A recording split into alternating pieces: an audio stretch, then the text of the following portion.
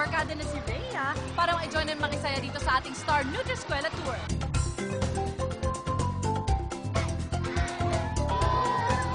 Sa mga estudyante ng Camp Crame Elementary School, dapat ready na kayo maging batang bida.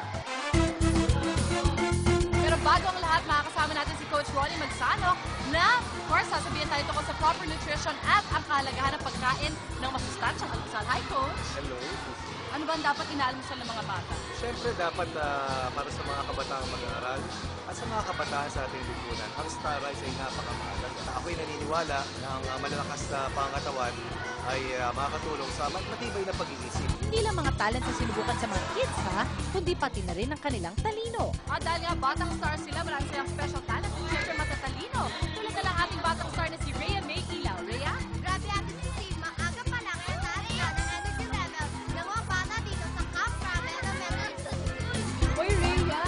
Nakatikim ka rin pala ng Star Rice na hinanda ng ating Nutri-Eskwela team. Opo Ate Susie, ang sarap po talaga eh. Ang Star Margarine kasi ay mayroong 10 vitamins and minerals. So hindi lang ito masarap. Nakatutulong pa ito sa pag-develop ng tall, healthy, and standout kids.